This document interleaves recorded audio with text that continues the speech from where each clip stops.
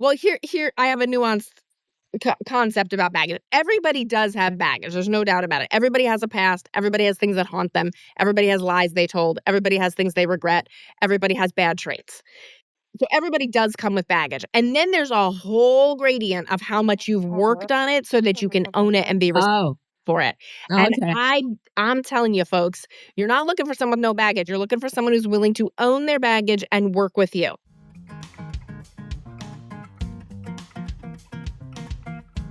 Hey, everybody. It's Diane Gilman, formerly known as the Queen of Jeans, but now the proud host of my podcast, Too Young to Be Old. And speaking of Too Young to Be Old, we happen to have a former resident love expert from Match, Laurie Gerber, to tell us what to do if we are 50 and over single. And I want to say, help. Oh no. I have all but given up. And, I was just talking to Laurie about emotional maturity and how so many of my friends either lost a husband or have gone through and are going through a great divorce. And they have the emotional maturity when it comes to dating of when they first got attached, usually in their early to mid 20s. Okay, so Laurie, what do you do with these women? They talk about men as if they're reading a resume for starting a family, having children, going on for the rest of your life, when in fact they're already 55 or 60, and that whole part about building family is sort of mute. So talk to me about emotional maturity in dating. I thought it was a great point that you brought up Yes. that, if you really think about where people are after they've been married for 20, 30, 40 years and they're finally free again and out on the market, that Nice way to put it. yeah, I don't always spin things positively, but that there's an arrested development phenomena because they have not had to mature, they have not had to develop certainly not the hunting skills needed, but possibly also not the relationship skills needed if they've been in a marriage of convenience or a marriage that was a great business situation or a marriage that involved them primarily raising kids, having a Yeah. career, or both, that they really are back at square one, and even back at square one in their 20s. Who was teaching them about relationships? Cave people. Yeah. Yeah. And, they don't know anything. One thing I find is they're all very resistant for online dating. Right. But I don't know, unless you've got a huge church structure behind you or something, where you ever meet anybody. So when the other thing, and this was semi hilarious because it didn't happen to me, friend of mine, 65, really good looking, top realtor in New York City, decides after 15 years of being single because her husband got ill and passed, to start dating again. So she goes to, I believe it was Match.com, but don't quote me. Anyway, so she makes a couple of dates and she is going to, no, you can't pick me up at my home. I'll just meet you. So the first guy comes in totally disheveled. She's like dressed up because at our age as women, that's what you do. If you're going to meet a guy, you dress up, right? But he's totally disheveled and wrinkled, maybe not too great clean clothing, very, very, very casual, but she's chosen an upscale bar. And then he proceeds to tell her that he is completely broke. He is living off his 85-year-old mother and sleeping in the guest room. And my friend was just horrified. The second date is with some guy who gives a picture of himself. He looks great. He says how tall, 6 feet tall. That shows up, and the poor guy is like 5'4" and totally chubby. And so that cuts off her entire brain Right. from ever online dating Right, again. right. Talk to me, Oh girl. my gosh, those are such good examples because they're so ubiquitous and so many women give up before they even start just because of the overwhelm of the technology and the literal quantity of humans. And then many people give up after a little bit of practicing with the wrong context, the wrong game plan, and the wrong skills. First of all, people lie on dating sites. That's never going to change. At least I don't think so. Although I am trying to teach people to be honest. It's not catching on. So people are always going to lie. Women lie about their age, men lie about their height. A lot of people fudge about money. Obviously, the taboo topics that, employment, where you live, the taboo topics that they think they're going to be judged on, people lie about. So I require all my daters to have a video chat before they go on a physical date. They just have to have a video chat. They have to see the human. They have to even preferably, ask them to stand up. You get to where are you? Where do you live? Who do you live with? All the basic questions. How do you spend your days? You find out if someone's employed. You find out who's in the background. You find out about pets. You find out how they look. You find out if there's chemistry. There is no point in going on a first date if there's no chemistry. It is fine on a scale of 1 to 10. If you're at a 6 and you think it could go higher once you get to know them, you can go on the date. If it is below a 6, you're not, I say no wasting time, money, and mascara. Like, you're not doing that because not only are you wasting time, money, and mascara, but you're wasting your bandwidth for disappointment, right? Yeah. You really need to conserve your energy because this is I say it's looking for a thimble in a haystack. You're not looking for a needle in a haystack. It's not that bad. But you are looking for a thimble in a haystack, and you're going to need to go through some hay. So you really cannot afford to get exhausted in your first few attempts. I just got exhausted listening to her. And then I ask you, what do you mean? Are you ready to date like you mean it? That sounds pretty loaded. Talk to me. What Yeah. is that It's about? loaded. It's loaded up with a few things. So again, I get women in their 50s, usually 50s, 60s, 70s, who oftentimes are divorced or their partner has passed away. Occasionally they've never found their person, but usually there's been plenty of shenanigans to precede it. And they either now women go both ways. They either think they're ready when they're not. Like their context is crap, their inner dialogue is crap, they're not fixed up nice, like they're really not ready. And sometimes I get women who are like they think they're ready and they're not, and sometimes they think they're not and they sit on the sidelines forever and they actually are. So that's why I created the quiz to really break it down. It's like a 3-minute quiz. And literally, I just took all the questions that I work through with my clients that seem to differentiate women who are ready and successful and women who are not ready and not successful. And I just ask them one by one. And they fall into a few different categories, which I can go into if you're curious. Well, I'm curious because a lot of the women I know married a guy 10, 15 years older than them.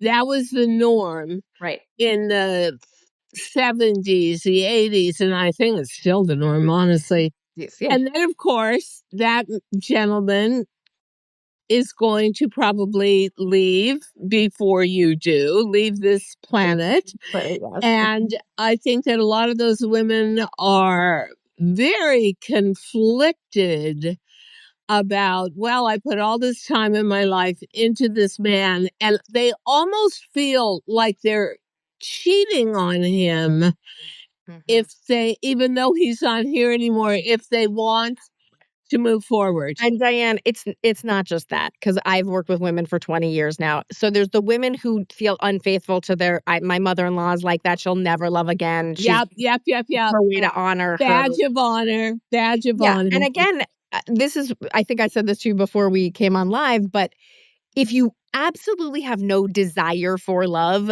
I'm not going to force you off the bench if there's no desire. I talk to women who have a desire, right? They might have blockages and obstacles, but they have a desire. And you bring up the idea of a deceased spouse, but It could be actually anybody. It could be the one that got away. That's a very common one. If the one got away, then you don't think the one is still out there.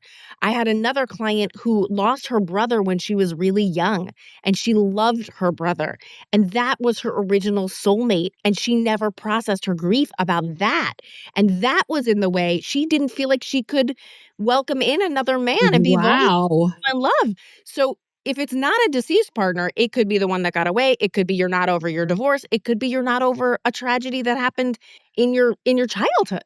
So you have to be like 75% psychologist, 25% resident love expert to get to where this becomes a workable, almost piece of art, putting people together. You mean as a profession? I mean, as a Yes. profession, I'm highly trained and highly experienced, right? So I've done a lot of training and I've done a lot of experience to find out that there are categories. Yeah. And to come back to the question about what do I mean, date like you mean it, I mean that you're resolved about your past. That includes your childhood traumas and your past relationships, because that baggage comes right with you if you don't unpack it and put it away. That's one piece. The second piece is you know how you wanna pick and beat, and you believe you can be picked, right? So that's the mindset, and it's also the clarity, what am I looking for? To your point earlier, sometimes people really go back to when they were 16, 22, like, "He's gotta be hot and Harvard," right? Like, you're like, that'll be it, right? And I call that a proxy. It's like we don't have the real answer, so we just come up with a proxy answer and hope we're right, but it's a stab, right? Like, it's not authentic to what we really, really care about now. Well, the really interesting thing about "Are you ready to date like you mean it?" is a friend of mine always chooses unavailable men Mm. and runs after them and pumps after them, and I actually met one. So, um, I will say the guy wandered in. We were at a club meeting or something, and he was meeting her for lunch. Guy is very good looking, looks great for his age, 68 years old. Mm. Has left his wife but not gotten divorced. His wife happens to have been an ex best friend of my friend. And the reason why she won't get divorced from him is she's so pissed off at him because he was dating somebody 40 years younger and got them pregnant and now has a 1.5-year-old, but now thinks that maybe that pregnancy was a mistake and is begging the wife to come back again to him, which she will not do. And my friend sitting on the sideline saying, "Isn't he hot? He's he's going to be available soon." Who Uh-huh. wants somebody that does that with their life? I mean, it's like a crazed spider web of everything you can get Right. stuck in. First of all, doubly, if not triply unavailable. Second of all, Yeah. yikes, a lot of red flags. Third of all, if the question is she ready to date like you mean it? The answer is no. Oh And no, I see from what you're saying, absolutely not. and has she resolved her past traumas and her childhood and her lineage stuff? No, obviously not. Because But I see that as we get older, for us girls who are past 50, 55, I think you are going to have to accept, if you are going to want to date like you mean it, that there is going to be baggage on the other side. Because that's the other thing I always hear from my friends is, "I don't want any baggage." Well, if you've lived 60 right, years, right. you've Fly got with the no baggage. baggage. It's built in, Yeah, right. right? Well, here I have a nuanced concept about baggage. Everybody does have baggage. There's no doubt about it. Everybody has a past. Everybody has things that haunt them. Everybody has lies they told. Everybody has things they regret. Everybody has bad traits. So everybody does come with baggage. And then there's a whole gradient of how much you've worked on it so that you can own it and be Oh, for it. And okay. I'm telling you folks, you're not looking for someone with no baggage. You're looking for someone who's willing to own their baggage and work with you. That's number 1. Number 2, my estimate is that each person has about 7 liabilities. Those liabilities could be anything from irritable bowel syndrome to restless leg to snoring to a real health issue to an addiction to a aging parent, a sick child, pet allergy. Like you across the gamut, 7 liabilities in relationships. Some of them are generic liabilities, like I have no money, and some of them are individual liabilities, like I can't live with a cat. Okay. Okay, so this is hilarious. So somebody wants to fix me up, big mistake. And they bring the guy over, and I'm going to have brunch, and it's going to be great bagels and cream cheese and Nova. Yum. And the guy says, we're sitting down to have this really nice meal. He says, do you have cats? And I said, yes. Oh my God. Oh my God.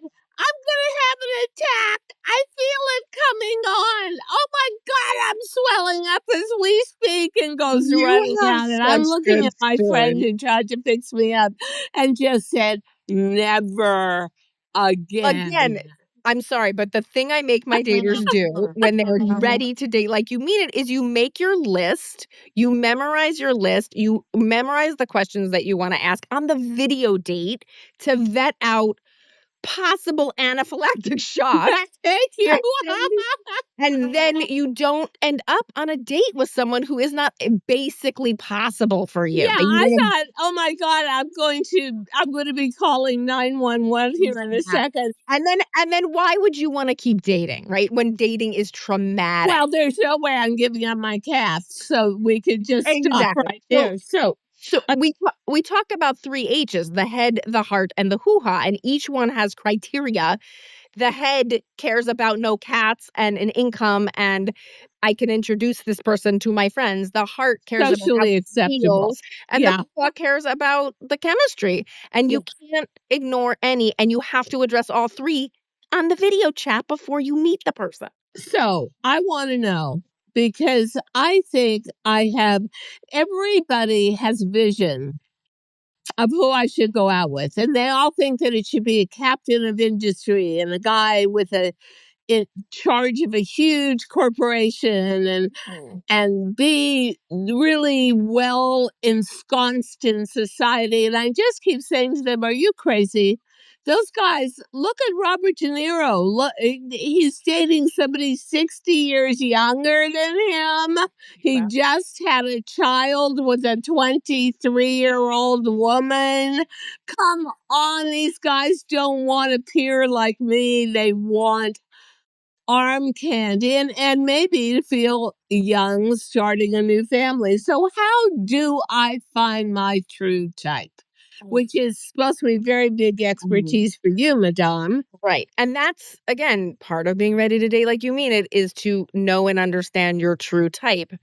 And there are many men who have not evolved enough to be looking for a true partner, and they really are looking for mostly hoo-ha, not that much head and heart.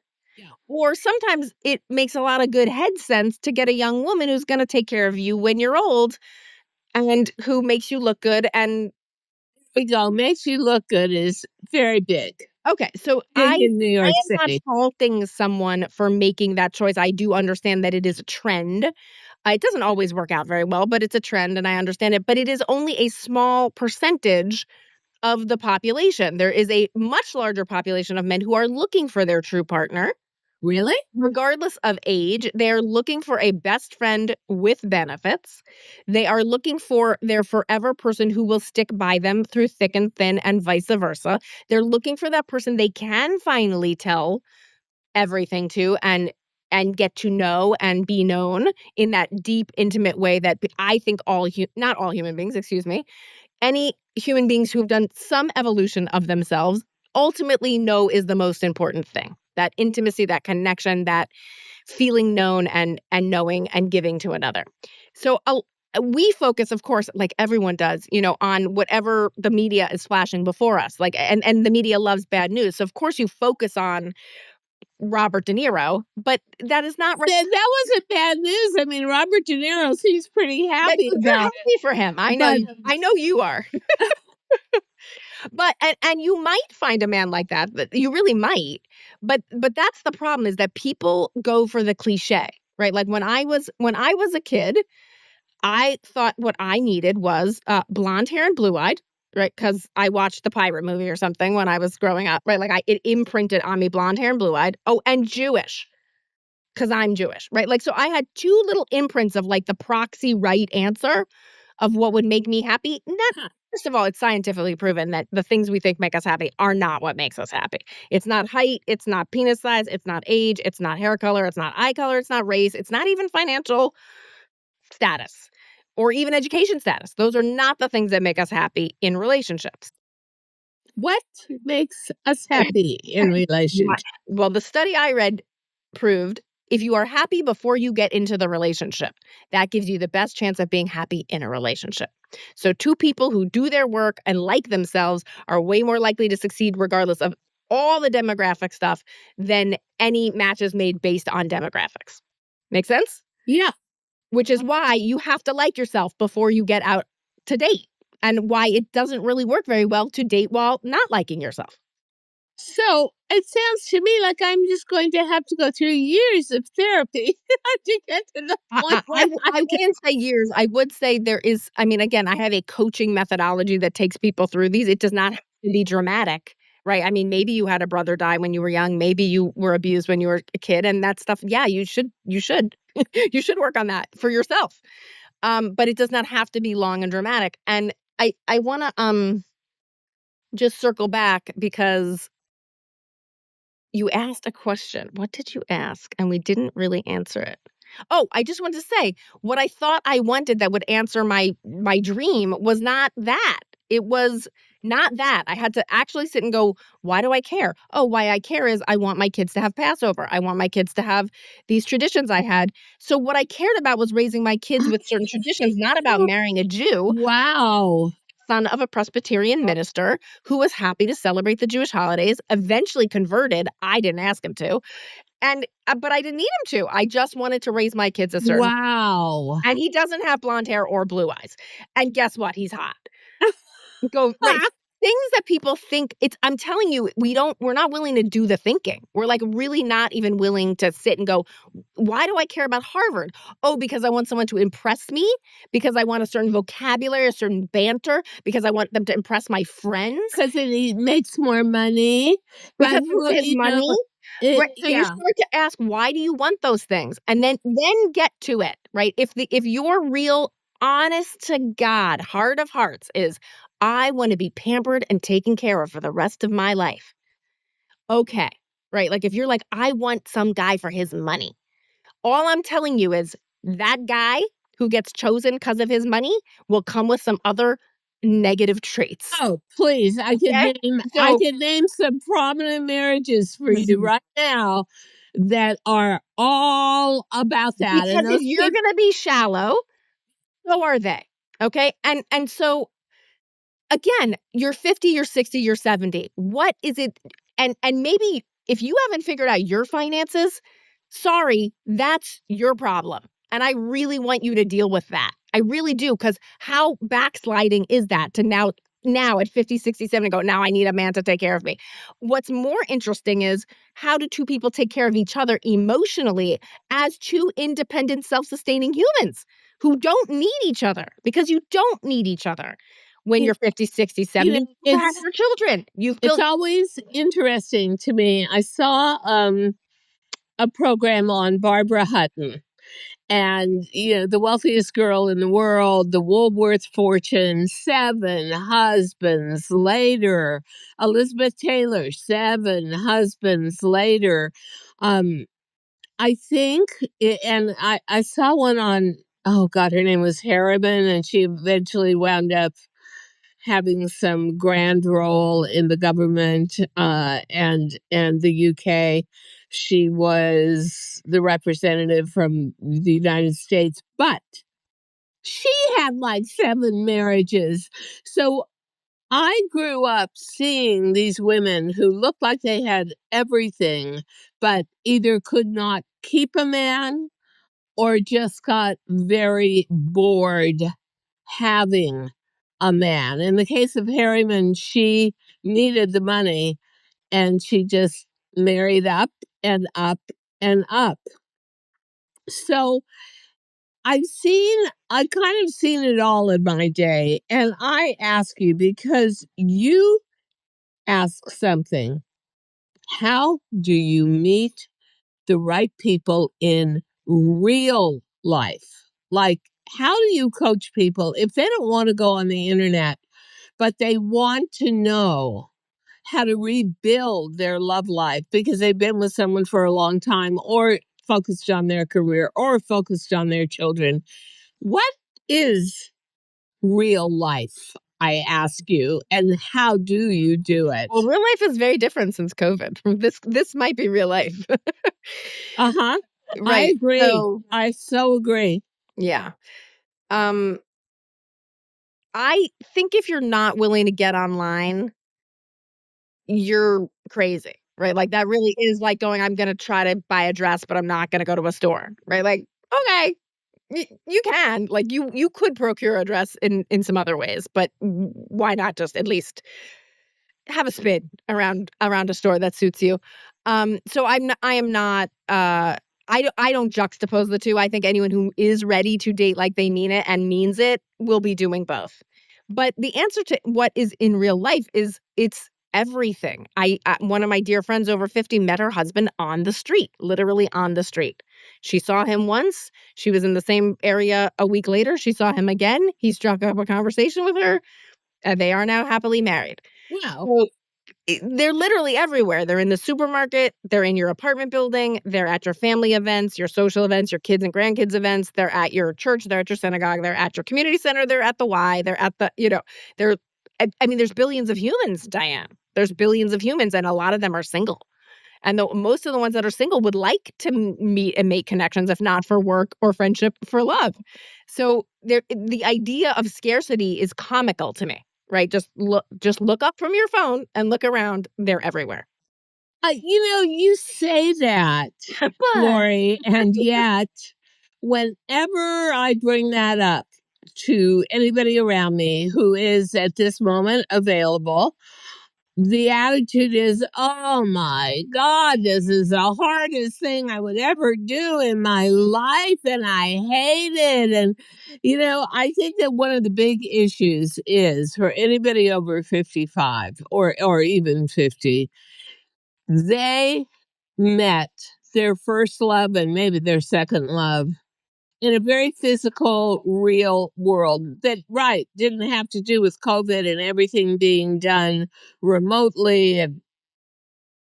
And they see this as just daunting. And the other comments I get all the time are that women see the internet as depersonalization.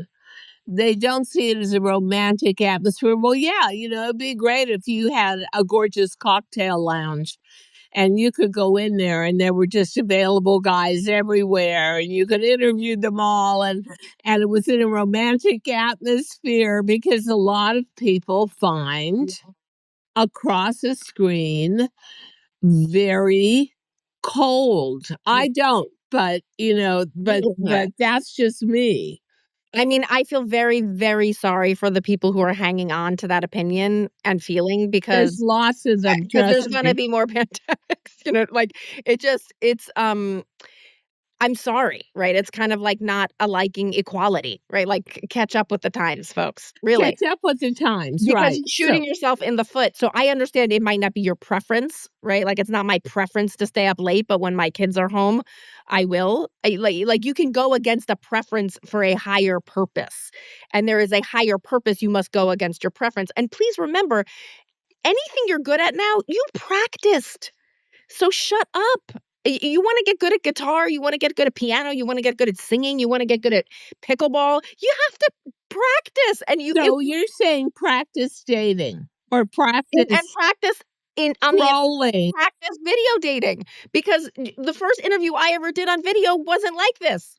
I didn't know how to speak in sound bites. I didn't know how to do my lighting. I didn't know how to I didn't know anything. I had to practice. Okay, so I always love it when all your relatives are married and they're just sure that you're less than, starving for love, and they're going to fix you up with somebody. So, oh my God. So, my cousin says, I've got a guy for you. Okay. Well, I'm going to set up a phone call. It's not even going to be a video call, it's a phone call. And the gentleman had lost his wife of many years. And I felt like I was being interviewed to be an au pair. It was, well, do you cook? Do you cook? Do you Well, clean? do you do laundry twice a day? How do you feel about vacuuming? And I thought, how the fuck does anybody feel about vacuuming? I hate it. I want to hire someone to do it.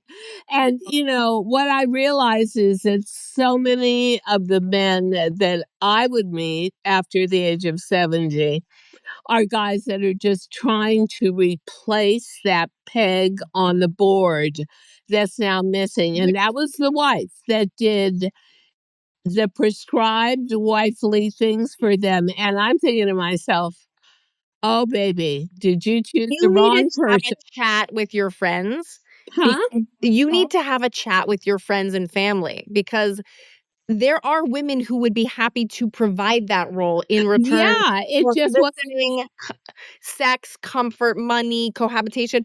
So that is not an inappropriate thing for that man to want. You're just not the right match, and your Yeah. friends and family don't know your 3H criteria.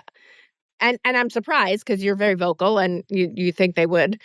But you don't wanna spend time on the phone or on video dates with people who are not meeting your basic criteria, and you have so many stories now, and I'm sure it's true for many lonely people, where they just keep trying, right? Like, they just keep going for it, or they just say yes if someone says they wanna set them up. That is not sending the right message energetically about what you're actually looking for and what you actually want. You're saying, "I don't give a crap." That it's so true that a guy like that, and he was a nice man, um, who told me he owned a ham store, and it was a wild ride. And I thought, okay, you think a ham store is a wild ride? Probably not for me. But my cousin, who lives in a over 55 community in Florida, as many do, said that honestly, these women, especially widows, calendar who they know is a man who has a wife who's failing, Yeah. and they are there the day before the memorial service with He casseroles will not and go hungry. He will yeah, not go hungry. As for who you should be with, it should probably be someone 20 years younger than you, right? Like, that's the other thing is women over 50 don't consider that we can also go younger. And I know, like, oh, excuse me, I've considered that. okay, good. You're Yeah, the anomaly. Spread the yeah. word. Spread I the had a word younger boyfriend for because a long time. not everybody, again, we're all as women over 50, we're past making children, but there's many men who are over making children, period. Like, don't ever want to. And that's a whole new part of the population, and I don't think they're dumb. Yeah, tell me about it. Seriously. And but the other thing is I do remember seeing a movie I loved, 42nd Street. And I said to somebody, God, Ruby Keeler, she tap dances like a hippo on roller skates. I mean, she's clunky. And they said, doesn't need to be talented. She's 17 and she's married to Al Jolson, who was the biggest star in America at the time, who was like 66. And that, I mean, so, okay, we know why she married him, and we definitely know why he married her. Those to me are easy explanations, whether you approve of them or not. One piece of advice, final advice for women over 55, how to find a new relationship that's workable. Yeah. And I know that's a huge question, Well, but I'm gonna play off something you said just a few minutes ago about it's so hard and all the drama and all the negative talk. yeah. You really do have to remove yourself from those conversations internally and externally because your mindset matters. And if your mindset is that he doesn't exist, I don't deserve it, I can't have it, it's so hard, it's so daunting, you're not gonna. right? It's like anything we worked for, a career, raising our kids, beauty, anything we worked for, we had a vision, we locked it in, we made a plan, we followed a plan, we practiced, we tried. It's the same. I'm sorry. Sorry if that's not romantic, but it's the same. So tell me one last thing, because you have been in this game for over 20 years. You've been highly successful. I am so impressed that you were the resident love expert at Match.com. What is the percentage of good coupleship coming out of online dating? I do not know that answer. Oh, I am sure there are statistics. I don't pay attention to statistics, and this is coaching. I don't pay attention to statistics unless they back up a point I'm trying to believe in. oh, And that's I the thing. suggest you do the same because what we do is we have negative thoughts about what's possible, and then we go find statistics or they find us because That back it up. listening, Yeah. and it backs it up. And then guess what? You get to sit on the bench, complain to your friends, chase married men, eat the whole pie, drink the whole bottle, and say you tried, and you didn't. Whew, I think I've got a lot of homework to do. I'll tell you, being single is exhausting. My God. Well, Laurie Gerber, and you're going to be able to find her on her website at lauriegerber.com, but we'll give you all the stats on that. This has been slightly hilarious, deeply serious, and it makes me want to go back and try again. That warms the cockles of my heart. Thank you. Thank you so much, Laurie. Laurie Gerber, love expert. Thank you so much for listening to Too Young to Be Old podcast. The episode may be over, but the fun doesn't have to stop here. Find us on Facebook, Instagram, TikTok, and YouTube at The Diane Gilman, or visit our website, thedianegilman.com. If you like the show, leave us a rating or a review and subscribe so you don't miss the next episode. And until then, don't forget, age is just a number. Together, we'll prove that we are all too young to be old.